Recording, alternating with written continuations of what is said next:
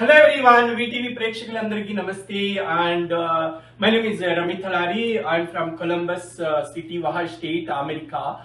ఈ రోజు మీకు ఒక ఫ్లాష్ న్యూస్ అంటే ట్రంప్ అడ్మినిస్ట్రేషన్ నుంచి రిలీజ్ చేసినారు. ఈ రోజు అనౌన్స్ చేశారనమాట. ఫ్లాష్ న్యూస్ మీకు షేర్ చేయాలనిపించింది.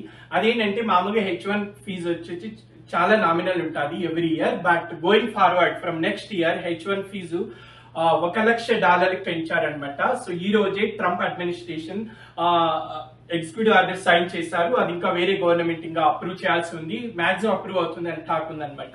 సో దీని వల్ల ఇంపాక్ట్ ఏంటంటే పెద్ద కంపెనీస్ ఏదైనా కొత్త ఎంప్లాయీస్ ని అంటే ఫారిన్ నేషనాలిటీని చైనా నుంచి కావచ్చు, అమెరికా నుంచి కావచ్చు, వేరే ఎంప్లాయీస్ ని ఇక్కడ తీసుకురావాలంటే H1 పిటిషన్ కి ఎవ్రీ ఇయర్ కి $1,00,000 అంటే ఇండియన్ రూపీస్ లో 88 లక్షలు యుఎస్ గవర్నమెంట్ కి పే చేయాల్సి వస్తుంది అనమాట.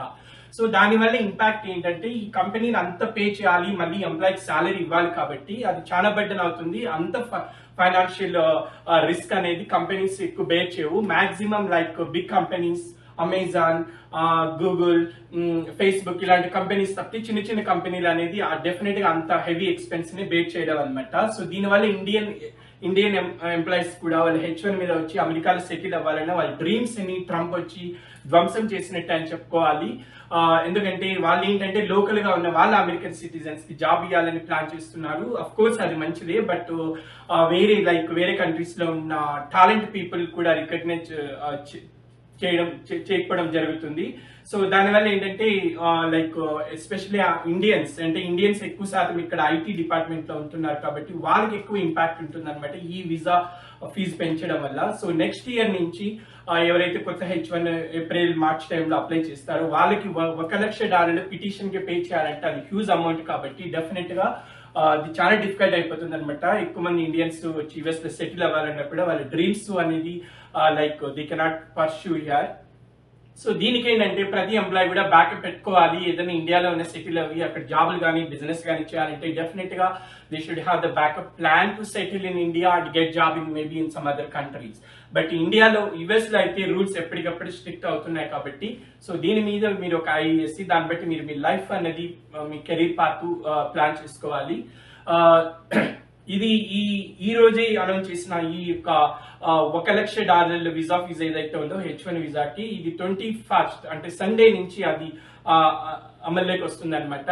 సో నెక్స్ట్ ఇయర్ పిటిషన్ వేసే వాళ్ళందరికీ కూడా డెఫినెట్ గా ప్రాబ్లం అవుతుంది. అలాగే ఇంకా కొత్త H1 కి అయినా ఇది రెన్యూవల్ చేసే వాళ్ళకి కూడా అన్నది ఇంకా క్లియర్ గా తెలియట్లేదు. రెన్యూవల్ చేసే వాళ్ళకి కూడా ఇది అప్లై అవ్వచ్చు, బట్ ఆ న్యూస్ వెరీ సూన్ వస్తుంది. మేము ఇదే ఛానల్లో మళ్ళీ మీకు అప్డేట్ చేస్తాము. కాబట్టి ఈ రెస్ట్రిక్షన్ ప్రాసెస్ లో మనం కన్నా ఇంకా ఒక తెలుగు ఆలోచించి మన ఇండియాని ఎలా డెవలప్ చేసుకోవచ్చు, లైక్ స్టార్ట్అప్ కంపెనీ తీసుకురావడం కానీ, మెట్రో సిటీస్ లో ఎక్కడైతే కంపెనీస్ లేవో, ఎక్కడైతే ఎక్కువ డెవలప్మెంట్ లేదో అలాంటి ఏరియాలో కొన్ని కొత్త కంపెనీలు ఏదైనా పెట్టగలిగి అక్కడ ఎంప్లాయ్మెంట్ మనం కనుక క్రియేట్ చేయగలిగితే అది చాలా హెల్ప్ అవుతుంది. సో మన ఇండియన్ టాలెంట్ ని ఇండియాని డెవలప్ చేయడానికి కూడా ఉపయోగించుకోవచ్చు. సో ఇలాంటి క్రైసిస్ ఎప్పుడైనా రావచ్చు, any time. So our home country is always best and suitable for us. So మనం ఇండియాలో కూడా డెవలప్ చేయడానికి, మన ఇండియాని ఇంకో స్థాయికి తీసుకెళ్ళడానికి, అలాగే మన ఇండియన్ ని సూపర్ పవర్ లెక్ తీసుకెళ్ళడానికి ఇది డెఫినెట్ గా హెల్ప్ అవుతుంది. సో మనం ఆ వేలో కూడా ఆలోచించి మనం ఎక్కువ యూత్ ఎవరైతే ఉన్నారో, సో యూత్ ఎంప్లాయీస్ అందరూ కూడా ట్రై చేస్తే మన ఇండియాని ఇంకో లెవెల్కి తీసుకెళ్లొచ్చు. ఇప్పుడిప్పుడే డెవలపింగ్ అవుతూ ఉంది, ఇంకా మనం డెవలప్ చేయడానికి చాలా స్కోప్ ఉంది అనమాట. సో దీని గురించి ఎక్కువ పానిక్ అయిపోయిన అవసరం లేదు. సో మళ్ళీ రూల్స్ ఎప్పుడైనా బ్యాక్ అవ్వచ్చు, మేబీ నెక్స్ట్ ప్రెసిడెంట్ వస్తే. సో ఇట్స్ వెరీ కామన్, వాళ్ళ కంట్రీకి వాళ్ళు ఎప్పుడు మంచి చేసుకోవాలని ఆలోచిస్తారు. ఎందుకంటే ఇక్కడ కొత్త ట్రైనింగ్ మీద పెట్టే ఎక్స్పెండిచర్ కానీ అవన్నీ కూడా ఇక్కడ యూనివర్సిటీలో చదివిన ఇక్కడ స్టూడెంట్స్ ని, లైక్ అమెరికన్ స్టూడెంట్స్ ని, లోకల్ సిటిజన్స్ కి వాళ్ళకన్నా ట్రైన్ చేసి కంపెనీలో పెట్టగలగాలనేది వాళ్ళ స్కోప్ అనమాట. సో ఇంత ఫీజు పే చేసి మళ్ళా వాళ్ళకి సాలరీ ఇవ్వాలంటే కంపెనీస్ కి బర్డెన్ అయిపోతుంది. సో ఇది మనం మంచి వేలో పాజిటివ్ గా ఆలోచించుకొని, సో మనం ఇండియాని ఎలా డెవలప్ చేసుకోవాలి, మన లైఫ్ స్టైల్ ఎలా ప్లాన్ చేసుకోవాలో కూడా మనం ఒక చక్కగా ప్లాన్ చేసుకుంటే will be happy. So guys, hope you enjoy watching this video. Again, keep watching VTV. Signing off, Mr. Ramit Thalari from USA. Thank you guys. Love you.